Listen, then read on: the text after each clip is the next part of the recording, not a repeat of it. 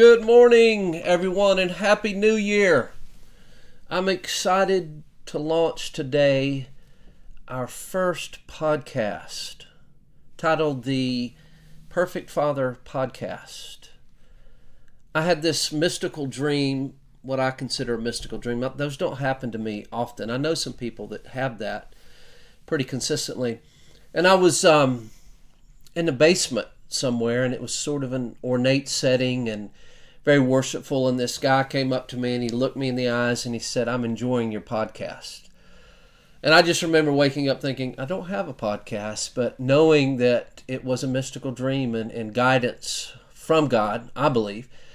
And so I'm launching it today, the first day of the year 2026.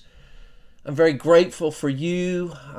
I've been sending you my devotions, some of you for years, some of you the last several weeks. I always kind of chuckle when someone gets my devotions for the first time over the last maybe few months, and they're like, this could be a book. And hopefully one day it will be a book titled The Perfect Father, subtitle, Who Fathers Us Perfectly. But for those of you who've been receiving this for years, just thank you. I know it was full of typos and didn't have the best organization in the beginning, but over time, I believe God has given me the format and the words. And so this is meant to be initially an extension of those devotions. So you'll have a context for it, maybe some stories, examples in my own life, hopefully 10, 15 minutes max, maybe shorter than that.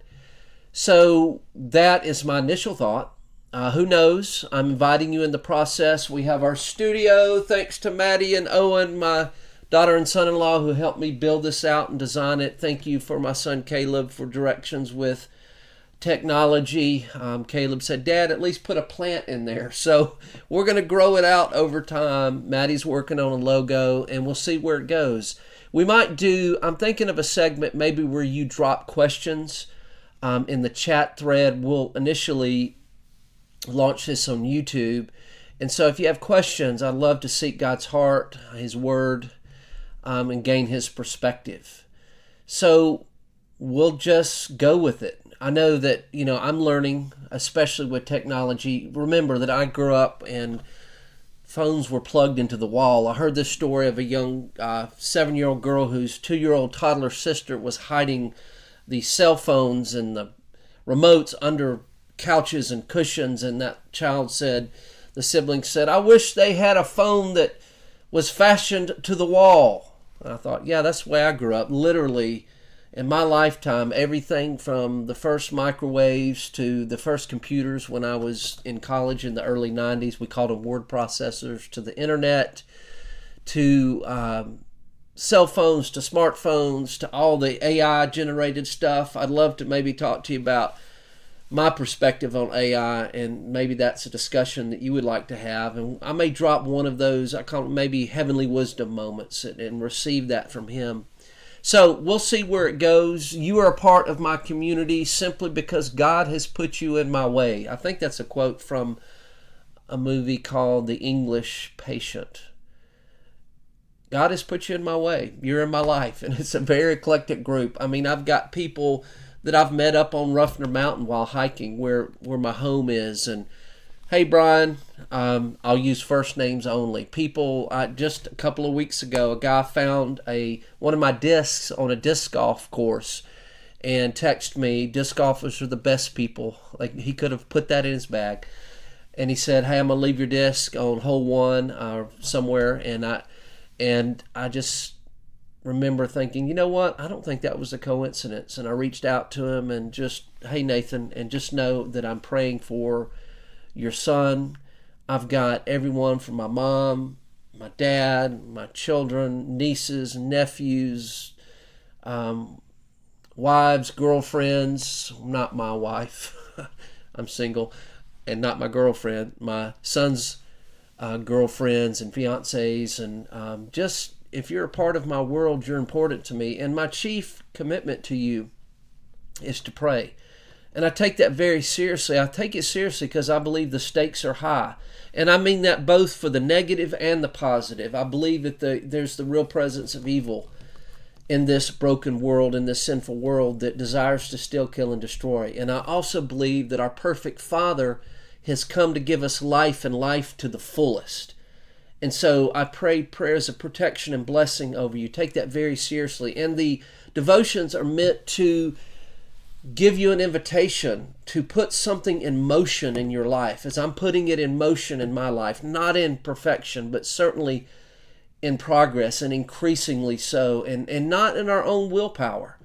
The great mystery, Paul said, the great mystery that's been revealed is Christ in us, the hope of glory. That is God's grace, Holy Spirit operating in our life so that we can walk in peace and security and abundance and satisfaction and all of that.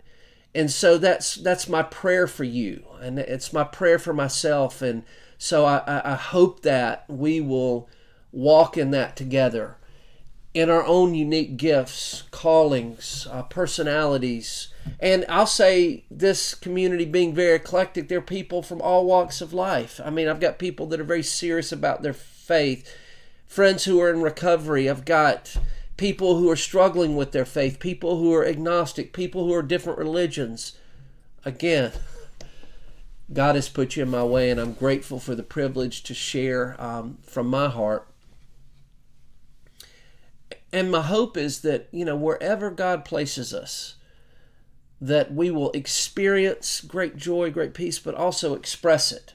I remember one of my sons came back from a church youth summer trip, and he was very excited and had a real encounter with God, and I was very grateful for that. And he said, "Dad, maybe God is calling me to missions or to be a pastor." And I just remember sitting him down and saying to him, "Isaac,